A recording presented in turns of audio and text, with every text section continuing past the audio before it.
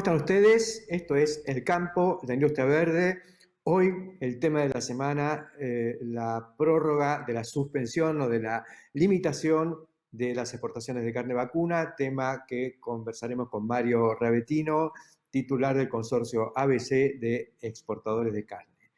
Hablaremos luego con Francisco Telechea, ingeniero agrónomo y gerente de producción de vitivinicultura de la bodega El Esteco en los Valles Calchaquíes. Muy interesante lo que podemos conversar con él y lo que nos puede contar sobre lo que es esta industria fenomenal en pleno desarrollo en esa región. Con Emiliano Huergo de bioeconomía.web vamos a conversar sobre un evento muy interesante, que es que ha cerrado sus puertas definitivamente la última destilería de etanol a partir de recursos fósiles, a partir de la petroquímica en los Estados Unidos, porque no puede competir con el etanol originado en materias primas agrícolas como el maíz o la caña de azúcar. Y con Jorge Castro, hoy analizando la cuestión del cambio climático global y su impacto en el oeste de los Estados Unidos. Estos son los temas que vamos a compartir con todos ustedes aquí en el campo de Industria Verde. Ya arrancamos.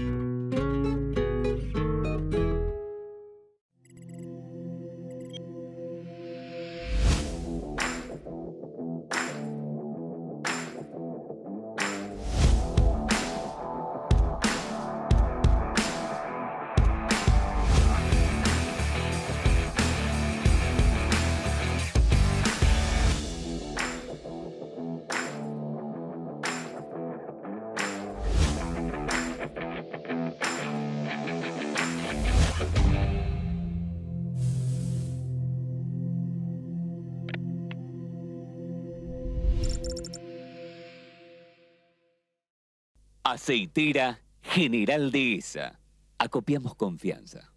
En barbechos, aplica 2,4-D Dédalo Elite, mitad de activo, mínima volatilidad y sin olor. Nanotecnología Red Surcos es sustentabilidad agrícola. Vení, sembrala, rompela. Vení, sembrala, rompela. Hicimos que den vueltas y vueltas por tu cabeza. Desde esta campaña, sembrá sojas en list E3 de Stein, porque Stein tiene rinde.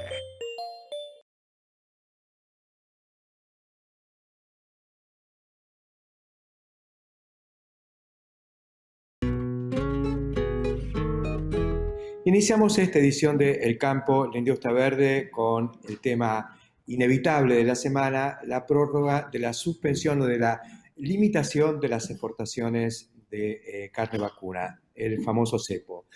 Hemos convocado a Mario Ravetino, presidente del consorcio ABC, que reúne a los principales frigoríficos exportadores para conversar sobre esta situación. ¿Qué tal, Mario? Quisiera, en primer lugar, darte los buenos días y que nos indiques un poco cómo ha recibido el sector esta noticia.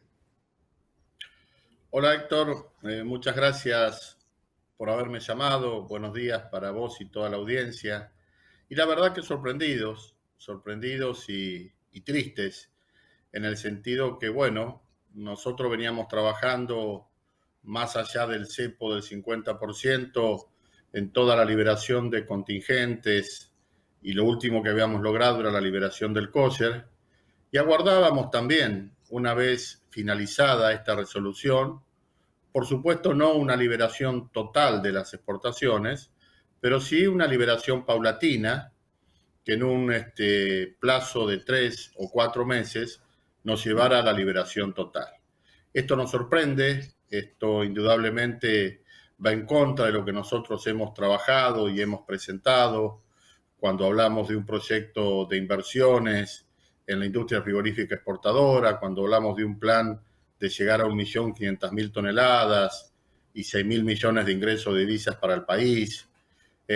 Cuando hablamos de mirar un poquito los países vecinos y lo que están haciendo con todo lo que es el tema de alimentos ante un mundo demandante y necesitado de proteína animal. Y vemos que acá vamos en el camino absolutamente inverso y que apuntamos a reincidir en algo que ya hemos hemos hecho en otra oportunidad, con los consabidos resultados en materia de stock ganadero, de empleo formal, de industria instalada tecnológicamente adaptada a los más exigentes mercados y, por supuesto, al tema fundamental que es la previsibilidad del inversor. En este caso yo hablo del inversor de la industria frigorífica, que es lo que me compete, que con un golpe de estos se ve absolutamente desahuciado para continuar en un camino progresivo de tecnología, inversión y desarrollo de las plantas. Me imagino lo que debe ser porque en los últimos tiempos se había advertido un flujo importante de inversiones, sobre todo para expandir la capacidad de frío, algo que es fundamental para poder tener mercadería lista para embarcar a medida que los mercados le van pidiendo, otros ampliación de plantas, otros recuperación de plantas, como el caso de Revif, tan sonado hace 6 meses, digamos, donde UNEMO finalmente medio tiró la esponja y después volvió a la carga diciendo, bueno, vamos a seguir más allá de un conflicto sindical. ¿Cómo se debe sentir digamos, este núcleo de empresarios que están invirtiendo, recuperando, jugándose, siguiendo con la apuesta por un negocio que obviamente le conviene a la Argentina más allá de los intereses particulares de estas empresas? Un momento muy duro, indudablemente. Tal vez esta sea una determinación en aras a una elección de mediano término, no lo sabemos si esto tiene un contorno político. Nosotros sí tenemos la tranquilidad que hemos explicado a conciencia cierta los beneficios que le puede aportar al país la cadena de ganados y carnes. Hemos explicado también que hay cosas que poco tienen que ver con el incremento del precio en el mercado doméstico. Hoy en día, permitir lo que nosotros estábamos tratando de conseguir, que era un cupo de exportación de categorías de vacas que el mercado argentino no las consume, no porque no sean de buena calidad ni sean aptas, sino que por el sistema de cocción otros mercados con mayor necesidad de proteína animal la requieren, como es el caso de China, no iba a afectar en nada los precios de la carne a los consumidores argentinos. Elaboramos propuestas, por supuesto, consolidadas y reafirmadas con datos estadísticos que así lo demuestran, pero reitero, la sorpresa ha sido muy grande entre los integrantes del consorcio, entre los empresarios, que quedamos un poco desconcertados a partir de estas decisiones y que, como decíamos recién, afecta terriblemente la previsibilidad, porque no podemos hablar de cosas o de propuestas de planes ganaderos o de cómo incentivar el stock o mejorar la industria frigorífica cuando la señal principal, cuando la señal que tendría que ser clara va en el camino totalmente opuesto. Mario, también llama un poco la atención, yo entiendo que ustedes como sector empresario han estado planteando las alternativas y todo el debate en el terreno del Ejecutivo, que es por donde pasa en última instancia las decisiones. Supongo que de pronto enterarse de que hay que tocar timbres en otro lado debe afectar el funcionamiento incluso del consorcio ABC. No, indudablemente nosotros hemos tenido reuniones tratando de explicar nuestras ideas, nuestra posición, las ventajas de lo que decía recién en el Ejecutivo Nacional. Lo hemos hecho también en los ejecutivos provinciales, en donde hemos encontrado una acogida muy, muy importante en provincias como Córdoba, como Santa Fe, como Entre Ríos. Lo hacemos permanentemente con los sectores que integran la cadena, el contacto con los gremios, con los sindicatos del sector es permanente porque se ven absolutamente afectados. La reducción del salario es una realidad, es un hecho. Esto no es una idea que nosotros expresamos, sino es una realidad. El trabajador cobra menos porque al perder horas de trabajo ha perdido estímulos, premios, incentivos y destajos. Tratamos de cubrir el mayor ámbito posible. Las respuestas son de comprensión, pero la decisión va en el sentido absolutamente contrario. A mí lo que más me preocupa, Héctor, es que esto ya pasó, que los resultados de esta situación están a la vista, que Argentina lo sufrió, que perdió competitividad contra otros países, que perdió empleo formal, perdió industria frigorífica, perdió fidelización de clientes en el exterior, que ganarlos cuesta mucho tiempo y perderlos cuesta un minuto. Esta decisión indudablemente ha hecho que operadores y compradores del mercado internacional opten por adquirir materias primas o productos de carne bovina en mercados que les son fieles, permanentes, que saben que van a tener la mercadería siempre. Y todas estas consecuencias se pagan, ¿no? Indudablemente se pagan, tienen un costo que no podemos o que no se visualiza, reitero. Si esto ya pasó y salió mal, lo que no entiendo es por qué se repite. Es así, y además el problema son las tendencias, ¿no? Y la tendencia es claramente mala, porque así empezamos también en el, digamos, cuando vino el Conflocho con la 125, pareció que era una medida coyuntural y después se fue profundizando y el objetivo pasó a ser político, la destrucción de un sector porque ideológicamente se piensa que no es lo que el país necesita. Mientras tanto pasaron 15 años y se mostró que lo que camina a pesar de todo es el sector agroindustrial. Estamos frente a una situación realmente desencajada y lo que más llama la atención es que quedan un poco, digamos, debilitadas las instancias de discusión, de debate, de análisis de soluciones como el Ministerio de Agricultura y el Ministerio de la Producción. Absolutamente, comparto tu razonamiento y bueno, siempre repetimos lo mismo, ¿no? Esto es como aquella persona que no se puede ir de vacaciones por su situación patrimonial y para irse de vacaciones vende la casa. Las vacaciones la va a pasar bárbaro, ¿no? Pero cuando vuelva no va a tener más casa. Es decir, que el cierre de las exportaciones o cuotificar las exportaciones, por ahí incide, como en este caso, en la estabilización del precio. Pero lo que no estamos viendo es que al futuro no va a haber vacas, no va a haber frigoríficos, ni va a haber empleo. Es tan simple como eso. Por eso el ejemplo lo repetimos hasta el cansancio, porque, reitero, las vacaciones las vamos a pasar lindas, pero cuando volvemos no tenemos más casa donde vivir. Es la situación que se está percibiendo en el sector. Vamos a ver cómo reaccionan las entidades de la producción que están debatiendo si vamos a un paro, que es lo que nadie desea, porque el día después también es una complicación, pero bueno, ya no se sabe qué hacer porque es aparentemente muy difícil convencer a esta gente. Sí, evidentemente también coincido en eso. Nosotros hemos tenido reunión para analizar esta resolución, esta decisión del gobierno.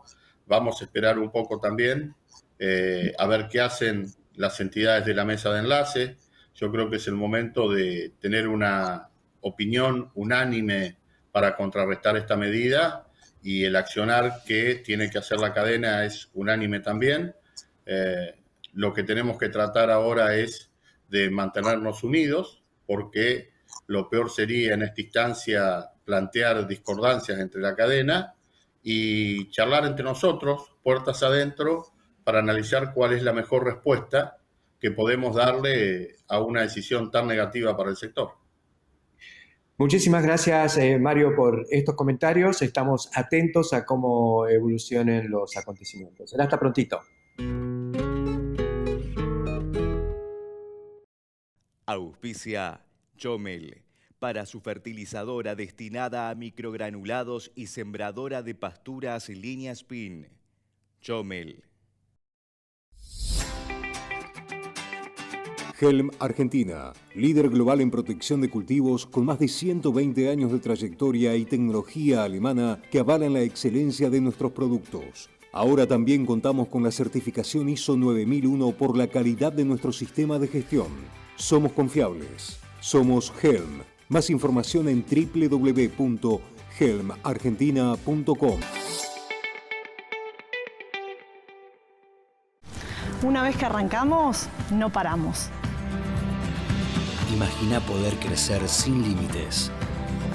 Y Pesa Silo. Si lo imaginamos, podemos. Rizospray Integrum. Aplicaciones de película. Es otro producto de Rizobacter. Encontrá las mejores recetas criollas en carneargentina.org.ar.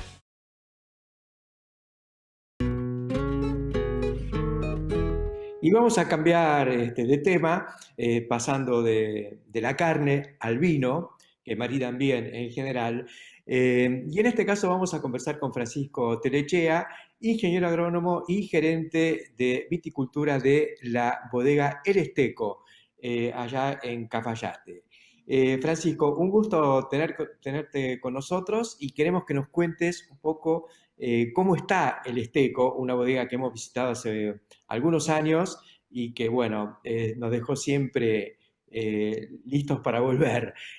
Como no podemos volver por ahora, contanos vos de qué se trata. Bueno, Héctor, antes que nada es un placer, un gusto enorme estar en esta nota contigo. La verdad que con tu amplia trayectoria me honra poder formar parte de esta nota. Y efectivamente trabajo en Bodega El Esteco ya desde hace 10 años. Es una bodega que está enclavada en el corazón del Valle Calchaquí, que es Cafayate.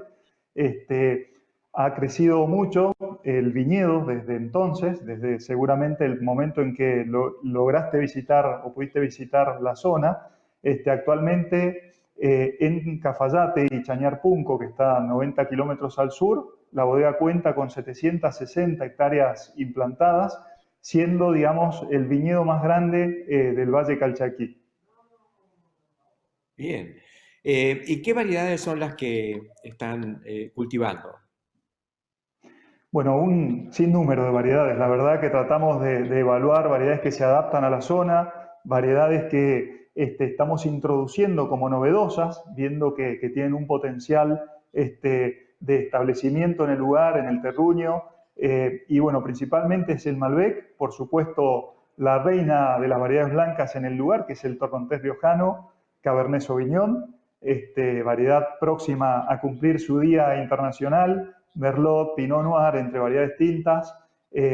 Por supuesto, también Chardonnay, Sauvignon Blanc, que son variedades blancas, finas, muy cualitativas, y que han logrado una gran adaptación al sitio, ¿sí?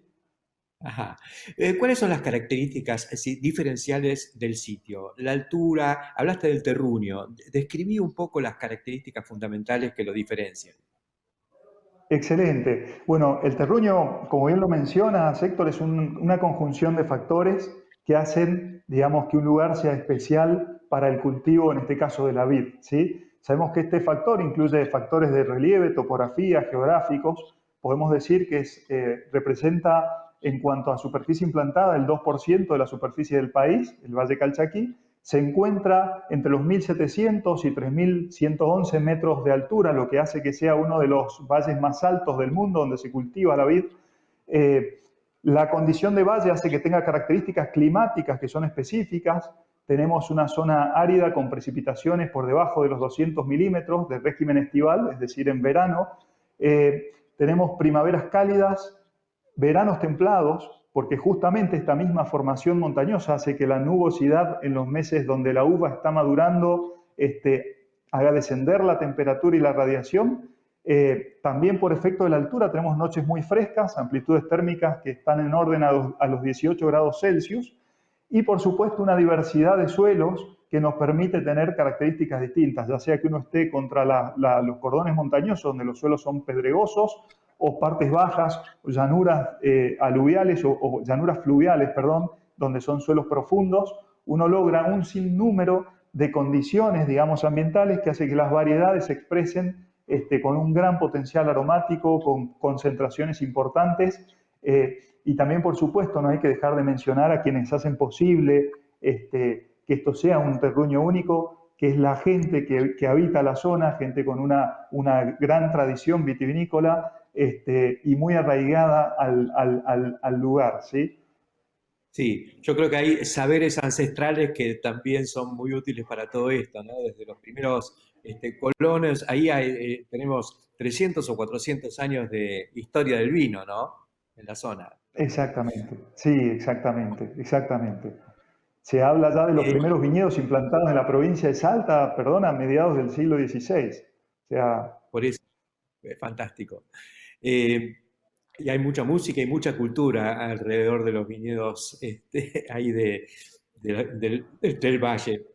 Contanos, esta expansión, estás hablando de 720 hectáreas ahora, ¿se orienta en algunas variedades en particular? ¿Hay algo que esté claramente demandado por el mercado que va traccionando esto?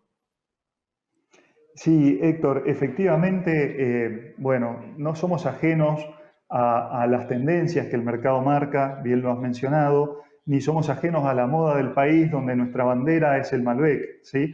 Entonces es el Malbec la variedad que principalmente ha traccionado el crecimiento en la zona, y no me refiero solamente al Esteco, sino al resto de los productores que hoy operan en el Valle Calchaquí, y sobre todo en Cafayate, que es donde más se ha visto esta inversión. Y bueno, a ver, como variedad tinta y reina fue la primera, digamos, la que más creció. Y por supuesto, siempre a pesar de esto y de este auge que está teniendo el Malbec, tratamos de seguir manteniendo la identidad de las variedades que sabemos que se dan muy bien en la zona. Una de ellas el Cabernet, por supuesto el que ha probado, quien haya probado los Tanat del Valle Calchaquí, sabe de qué nivel estamos hablando en cuanto a calidad y concentración. Y por supuesto, las blancas se mantienen, es decir, el Torrontés, ha crecido el Sauvignon Blanc un poquito, el Torrontés no, pero se mantiene, sigue siendo la reina de las blancas en la zona. Y por supuesto ha crecido también el Sauvignon Blanc, pero en menor medida que lo ha hecho el Malbec, ¿sí? Ajá. Así que el Malbec, que tiene el enorme desafío de competir con Cuyo, digamos, se está posicionando. Hay un diferencial. ¿Qué dirías a favor del Malbec Calchaquí? Diría básicamente que todo lo que sea Calchaquí, todo lo que se dé en esa zona, difiere de Cuyo en cuanto a concentración, da una tipicidad, sabores especiados, aromas especiados, perdón, que son típicos de un clima con noches tan frescas, con una amplitud térmica tan marcada y por supuesto con mayor intensidad de radiación UV y que esto tiene que ver básicamente con la altura de la que estamos hablando, lo cual se traduce en mayor intensidad colorante también. No decimos que competimos, decimos que sinergizamos, complementamos y que tratamos de abrir esta paleta de colores que ofrece este maravilloso país en cuanto a la actividad vitivinícola, cubriendo por ahí estas facetas de concentración, especiados, que a lo mejor Cuyo nos va a aportar desde el punto de vista de la sutileza, de la redondez, de la elegancia. Y bueno, es un poco cómo complementamos, ¿no? el mapa vitivinícola argentino, más bien. No cómo tratamos de destacarnos, sino cómo mostramos un diferencial. Interesante esta visión y te estoy llevando casi al terreno de la enología siendo ingeniero agrónomo, donde tu desafío principal debe ser, bueno, cómo lograr producción, productividad y manejo eficiente de cada uno de los factores, desde el agua hasta los insumos que son necesarios para lograr una producción de avanzada. Yo creo que esa debe ser tu misión principal, pero escuchando al enólogo que es el que da por ahí el toque final respecto a lo que se espera del vino. Es así, Héctor. Decimos nosotros en este mundillo, donde todos nos conocemos, que un buen vino nace siempre en el viñedo, ¿sí? Por lo tanto, un buen vino se diseña desde los trabajos que uno hace en la finca, es decir, desde la planificación de la poda, donde uno empieza a definir qué productividad va a tener un viñedo, empieza a definir niveles cualitativos porque va a definir la distribución de los racimos en el espacio, en una planta, el microclima que va a tener una canopia, que es el conjunto de hojas, brotes y frutos, para quien no conozca la expresión, y que por lo tanto nos va a dar sanidad en los racimos. Uno con el nivel de riego va a definir el vigor, el crecimiento y el equilibrio que van a tener las plantas, la relación entre las hojas y los racimos, hoja-fruto, que eso también nos va a dar distintos niveles de concentración. Va a definir trabajos especiales en verde, como puede ser hacer algún raleo, que es quitar uva para para hacer variar esta relación hoja-fruto y lograr más concentración. Va a haber desojes en el caso de que uno quiera exponer racimos para lograr distintos objetivos cualitativos, y se va a planificar también la forma en que va a ser cosechado un viñedo, que bien sabemos puede ser de manera mecánica para ciertos rangos de vino por ahí un poco más masivos, o de manera manual y acompañados de una selección a campo y posteriormente en bodega para aquellos vinos de alta gama, ¿sí? Y sin dejar de preocuparnos en todo este proceso de los actores que lo hacen posible, que sabemos que es una actividad intensiva, donde tenemos aproximadamente 47 jornales por hectárea y por año para lograr producir una hectárea de uva. Por lo tanto, es muy importante el manejo de ese recurso, y es muy importante y cada vez más importante hacer que todo esto a su vez se fusione con una conciencia del manejo sostenible, sustentable, ¿sí? Que sabemos que somos también, muy influenciados por el cambio climático. Sabemos que esto no es algo que uno pueda decir, soy ajeno, estoy blindado, no me afecta, sino que hasta las zonas vitícolas se están redefiniendo actualmente en el mundo, y tenemos que adaptar nuestros manejos y nuestras prácticas para seguir teniendo siempre la mejor calidad de uva posible, ¿no? Es fantástico, has mencionado un dato clave, 47 jornales por hectárea y por año, pensando en las 700 y pico hectáreas que tienen, es un montón de ocupación en un lugar donde lo que hace falta es trabajo.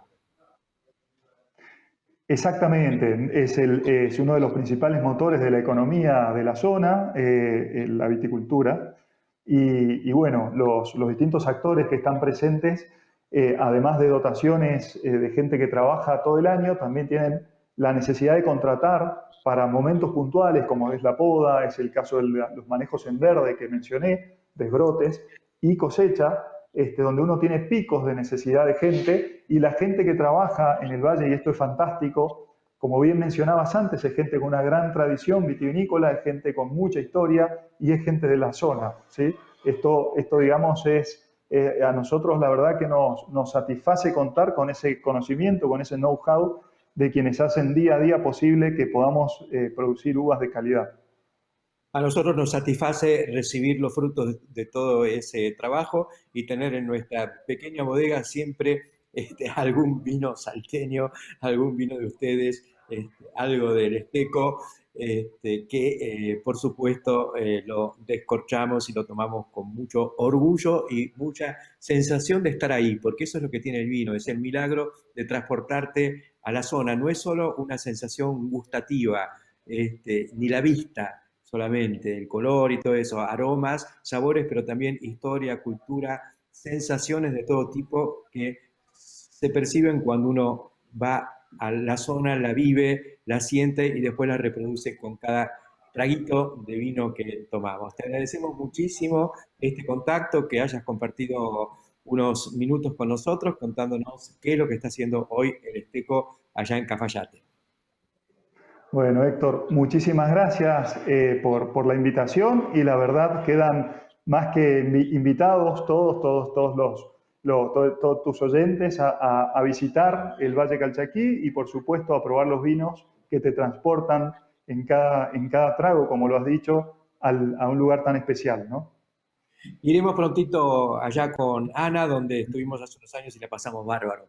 La verdad que sí, un lujo y fue lindísimo, y te agradezco muchísimo también esto que nos contás. La verdad que me quedan ganas de seguir conociendo más a fondo, porque lo explicás muy bien todo lo que es toda la producción del vino. Es muy lindo porque además es muy artístico y muy creativo y muy poético. Exacto. Tiene un estilo muy especial. La verdad que es un lujo escucharte. Los changos a las viñas van. La contradicción de aplicar la ingeniería y las ciencias exactas a la biología, ¿no? Y bueno, hay mucho de arte en esto, sí. Mucho de arte. Qué lindo. Verdad, un lujo. Muchas gracias, Bueno, Francisco. un gustazo enorme, de vuelta. Gracias. Quedó redondo en boca. No tenemos la copa de vino para... Está entre hombre, ¿eh? Un fuerte abrazo, gracias. Gracias a vos. Y nosotros continuamos aquí en el campo, la industria verde. Ya volvemos. Dusen, especias para paladares curiosos. elegida por sus clientes desde hace 2 décadas por su calidad y precio. Productos libres de gluten, sin TAC. Ducen, Industria Argentina. Somos Cestari, somos pioneros y especialistas en tolvas autodescargables. Estamos presentando la línea S6, nueva generación en tolvas. Somos Cestari, escribimos la historia, siempre junto al campo, la industria verde. En UPL asumimos un compromiso con vos. Impulsar OpenAg, una red agrícola que alimenta el crecimiento sostenible para todos, sin límites, sin fronteras. UPL, protección de cultivos y biosoluciones para una agricultura sostenible. Renatre se moderniza. Ingresá en portal.renatre.org.ar o en www.renatre.org.ar. Si tenés un proyecto de movilidad, experiencia de cliente, sustentabilidad o high-tech, queremos conocerlo. Ingresá a nuestra web y descubrí el nuevo programa de Toyota para emprendedores. Toyota Start. Pon en marcha tus ideas.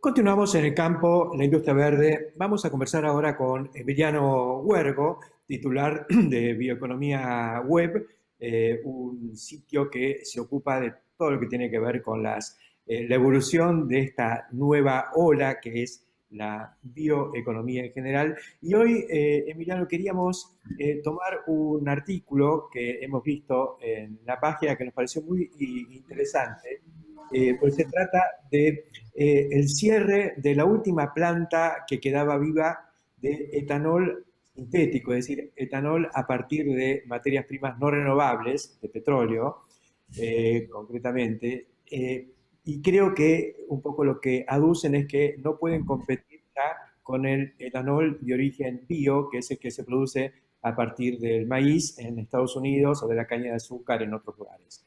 Contanos un poco, desarrollemos, digamos, esta noticia, a ver qué fue lo que pasó. Bueno, muchas gracias, un saludo a todos. Primero, vamos a aclarar que es la última planta que quedaba en Estados Unidos. Recordemos que Estados Unidos es el principal productor de etanol. Hace unos 60 años, más de la mitad del etanol que se producía en aquel país provenía de la petroquímica, y con el crecimiento del etanol de maíz a partir de los recursos renovables, de los fósiles, esta planta de Lyondell Basel tuvo que cerrar porque ya su costo de producción era el doble de lo que es el costo de producción a partir de la fermentación del maíz, ¿no? Y un dato clave en esto tiene que ver a lo que alguna vez hablamos, que digamos, acá nos está pagando encima la materia prima el costo de reposición, ¿no? Uno el maíz lo siembra todos los años y de ahí produce el bioetanol. En este caso, el petróleo se saca, se procesa la materia prima, pero no se repone. Y esto yo creo que es el nuevo paradigma de las bioindustrias, que no tengo dudas que el siglo XXI es el siglo de la bioindustria. Sí, está muy claro. Esto me parece que es interesantísimo porque no siempre se plantea esto del costo de reposición, que sería absurdo, digamos, pero es un ejercicio teórico. El petróleo lo hizo la naturaleza y lo metió dentro de la tierra hace millones de años. Nosotros en un par de siglos lo sacamos de ahí y lo pusimos en el aire, pero nadie encontró la forma de producir ese petróleo nuevamente y meterlo en la tierra para reiniciar el ciclo. En cambio, la naturaleza, a través de la naturaleza y la tecnología, a través de la fotosíntesis, permite recapturar ese dióxido de carbono y mandarlo de nuevo a convertirse en almidón y otras cosas a través de la fotosíntesis. Sí, exactamente. Y bueno, hoy, digamos, está pasando prácticamente, hay muchísima investigación asociada a ver cómo se pueden capturar las emisiones, por ejemplo, de un proceso industrial, de una chimenea, de una caldera y solidificarlas de alguna manera ese dióxido de carbono y ver cómo se puede meter de nuevo abajo de la tierra, ¿no? Tratar de volver el carbono a la tierra. Y es, digamos, la última esperanza que yo creo que le queda a la industria petroquímica o petrolífera, digamos, esto que se conoce como captura de emisiones. Pero también esto se puede hacer con las plantas y de hecho se está haciendo con algunas de las destilerías de bioetanol, ¿no? Están capturando el carbono que ellos mismos se generan durante el proceso, ya sea en la fermentación, para usarlo como dióxido de carbono industrial para otros procesos, para carbonatar bebidas, por ejemplo, una industria de bebidas que está buscando ser cada vez más verde y ha dejado el dióxido de carbono fósil para pasar a usar el dióxido de carbono biológico, esa es una forma, y lo otro es que se generan en las emisiones durante la combustión del gas natural o de una caldera o del biometano, de lo que sea, también capturarlo y enterrarlo bajo la tierra, y con esto estas biorefinerías pasan a ser carbono negativo, es decir, absorben más carbono del que generan. O sea, es una revolución que se está dando, ¿no? En esto que tiene que ver con lo que yo le llamo las bioindustrias. Es muy ilustrativo y de alguna manera planteando el tema cuando se discute acerca de que por ahí los biocombustibles, que todo el mundo sabe, como es todo en la vida, son de transición hacia otras cosas que vendrán después, pero que hoy las tenemos en la transición. Y muchos plantean, desde el punto de vista casi teórico, pero también con intereses atrás de eso, saltearnos la transición y seguir con lo que tenemos a la espera de que nos caiga del cielo el hidrógeno o alguna otra cosa que puede llegar a sustituir los combustibles fósiles que estamos usando hoy. Sí, la verdad que es algo difícil, ¿no? de comprender del todo, porque, o sea, hoy en los últimos meses ha surgido fundamentalmente en la Unión Europea un proyecto para prohibir la venta de motores a combustión a partir del año 2035. Y con esto se deja fuera una opción, hoy la opción más sustentable que existe, porque hoy los biocombustibles reducen más emisiones que la movilidad eléctrica, pero sobre todo la alternativa, ya se sabe que la movilidad eléctrica enchufable, tal como se la conoce, es impracticable al 100%. No hay forma, no hay baterías, no hay capacidad para desarrollar toda la infraestructura que esto requiere, entonces la alternativa es el hidrógeno. Y se está apostando todo a dentro de 15 años ir todo el parque automotor a hidrógeno, cuando hoy el hidrógeno, primero, que todavía en los automóviles no es una tecnología 100% desarrollada, y segundo, que el hidrógeno, el 99,9% del hidrógeno que se produce en el planeta se obtiene a partir de fuentes fósiles. Entonces, a mí me resulta alarmante apostar por una tecnología que todavía no se conoce y restringir otra que tiene 150 años de desarrollo. Hace 30 años, 40 años, un auto recorría con 1 litro de combustible 3-4 kilómetros. Hoy recorre 30. Y antes usaba nafta con plomo y hoy puede utilizar etanol, o sea, un combustible biológico y renovable. Entonces, realmente, desde mi punto de vista, no tiene sentido apostar todas las fichas a una tecnología que todavía no está en desarrollo, cuando tenés otra que hoy está haciendo contribuciones, ¿no? Y limitarla o no dejarla desarrollar. Felizmente, en Sudamérica, liderado por Brasil, esta idea está bastante clara y ha hecho carne en algunas de las terminales automotrices más importantes del mundo, como el caso de Toyota, que está apostando a los autos híbridos flex, es decir, que pueden utilizar etanol 100%. Y ahí me parece que entramos en el terreno del carbono negativo, como planteabas hace un ratito. Claro, exactamente, porque estamos hablando de autos que recorren 30 kilómetros con 1 litro de combustible, y ese combustible biológico, un combustible que reduce 70%, entre 70 y 80% las emisiones respecto a la gasolina convencional. Y además encima está todavía por delante esta tecnología de capturar el carbono de las biorefinerías. y la posibilidad de, además, producir energía eléctrica a partir de los coproductos o residuos del procesamiento de la caña de azúcar o del maíz, más la burlanda como alimento. O sea, entramos en todo en una circularidad que la verdad que no podemos prescindir de eso, ¿no? Es clarísimo y bueno, veremos, es un dato esto de que haya cerrado la última refinería de etanol no sustentable a partir de una materia prima que se acaba y que además es contaminante. Gracias por acompañarnos hoy aquí en el campo, la industria verde, y nosotros enseguida continuamos. Dusen, especias para paladares curiosos.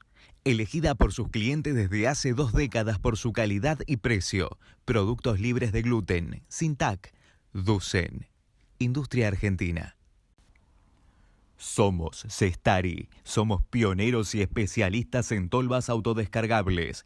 Estamos presentando la línea S6, nueva generación en tolvas. Somos Cestari, escribimos la historia, siempre junto al campo, la industria verde. En UPL asumimos un compromiso con vos. Impulsar OpenAg, una red agrícola que alimenta el crecimiento sostenible para todos, sin límites, sin fronteras. UPL, protección de cultivos y biosoluciones para una agricultura sostenible. Renatre se moderniza. Ingresá en portal.renatre.org.ar o en www.renatre.org.ar.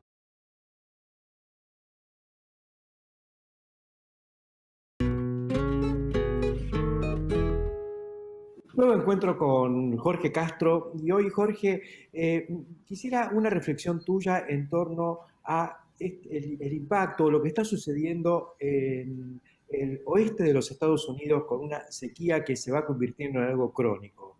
¿Qué has visto? ¿Cómo estás evaluando esto? Mira, Héctor, es así. El oeste norteamericano, sobre todo centrado en el sudeste de los Estados Unidos, cuyo epicentro es California y también los otros estados de la zona sudeste, como son Utah, Arizona, Nevada, experimenta una mega sequía en los últimos 20 años, que se ha acentuado de manera extrema en los últimos 2. Hay que tomar en cuenta que en California, el Valle Central de California es donde se produce más de 2/3 de la producción frito-hortícola de los Estados Unidos. De modo que acá lo que está ocurriendo es que la carencia de agua se ha transformado en una cuestión de extrema gravedad para la producción frito-hortícola norteamericana. Los datos son los siguientes, Héctor. El agua de profundidad, que es la que se encuentra bajo la superficie, es regulada estadualmente desde la capital de California, Sacramento. Y en este momento está entregando 25% del agua requerida por los productores en términos históricos. Y este año, 2021, esta cifra se reduciría, este porcentaje se reduciría de 25 a 5%. En este sentido, la situación adquiere una extrema gravedad porque en el norte de California la sequía extrema está provocando, sobre todo en la temporada seca, que es la de la primavera norteamericana, una serie sucesiva de eventos catastróficos en materia de incendios en gran escala. Esta es la situación actual del estado de California, tanto en lo que se refiere al Valle Central como al norte del estado. Pero la situación, en realidad, adquiere características macroeconómicas, porque lo que hacen los productores, lo que han hecho los productores del Valle Central, productores fruto-hortícolas del Valle Central, es abandonar el cultivo de todos aquellos productos, bienes agrícolas que requieran un uso excesivo de agua, como por ejemplo se ha abandonado la producción de algodón y también la producción de alfalfa. Y lo que se han volcado es la producción a escasos productos, que son los de mayor valor agregado y que exigen tienen menor requisito de exigencia de agua, como por ejemplo el ajo y algunos otros productos frutícolas de esas características. En otros términos, Héctor, acá lo que está ocurriendo es que se está modificando la forma de producir fruta y hortícola en los Estados Unidos, y de esto es un fenómeno de manera irreversible. El cálculo que conviene hacer es el siguiente. Este año se ha presentado el informe del Panel Intergubernamental de Cambio Climático de Naciones Unidas, constituido por 237 científicos de primera línea de todo el planeta, y han establecido las perspectivas en materia de aumento de la temperatura promedia global en este sentido. El año 2020, la temperatura promedio del planeta ha aumentado 1.5 grados centígrados por encima del nivel histórico de la etapa preindustrial, establecida en 1854. Lo que esto implica es que la tendencia se acentúa en el sentido de calentamiento de la atmósfera y por lo tanto aumento de la temperatura extrema en todas partes del planeta al mismo tiempo. Lo que esto a su vez tiene como consecuencia el hecho de que se estima, esto es lo que hace el Panel Intergubernamental de Cambio Climático de Naciones Unidas, que esta tendencia a las temperaturas extremas va a adquirir su manifestación más acentuada en el periodo que va de 2040 a 2050. Pero esto es una tendencia global, no solo va a expresarse en distintas regiones del planeta tradicionalmente carentes de recursos hídricos. Esta es una tendencia que abarca el conjunto del sistema a escala global. Por lo tanto, Héctor, acá lo que está en juego es el hecho de que la emisión de dióxido de carbono, esto es el CO2, que es la causa fundamental del calentamiento de la atmósfera y por lo tanto del cambio climático, tiende, a pesar de que pueda disminuir drásticamente la emisión de dióxido de carbono, el Panel Intergubernamental de Naciones Unidas sobre Cambio Climático estima que aún así, con la emisión de dióxido de carbono que ha habido en el sistema global en los últimos 20 años, va a aumentar la temperatura del planeta no menos de 1.5 grados centígrados respecto a los niveles preindustriales que son los establecidos para 1854. Esta es la situación que enfrenta la producción agrícola del mundo.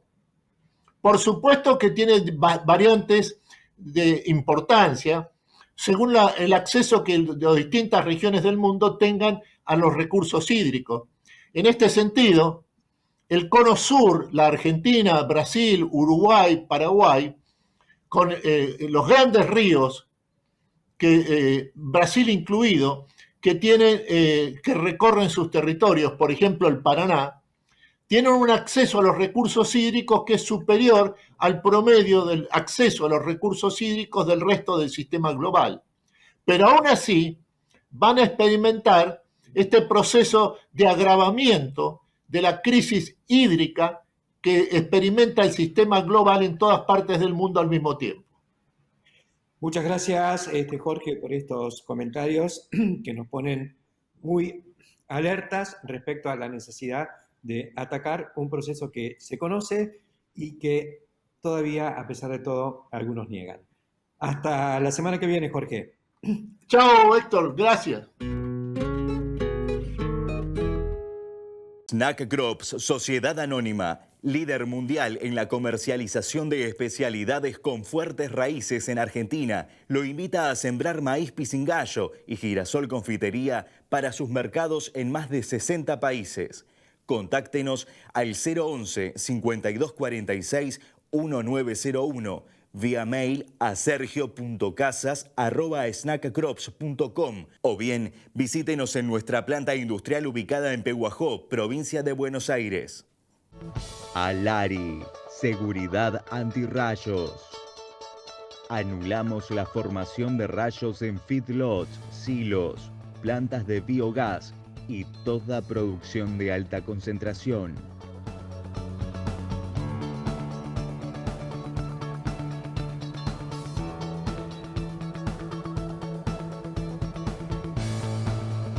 Alari, seguridad antirrayos.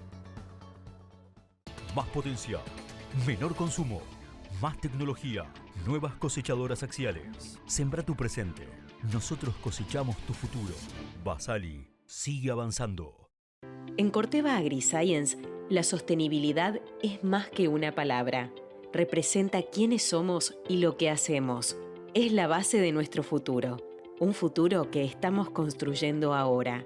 Juntos, estamos presentes siempre. Solo el líder en flumioxacin podía convertirlo en una gema. Presentamos Gemit Top, una nueva formulación con partículas más chicas y homogéneas para una mejor distribución, mayor superficie de contacto y total eficacia. Nuevo Gemit Top, flumioxacin en su máxima expresión. Summit Agro. Auspicia Prometeon, único fabricante de neumáticos especializado en el transporte de productos y personas que también opera en el sector de los neumáticos agrícolas. Prometeon.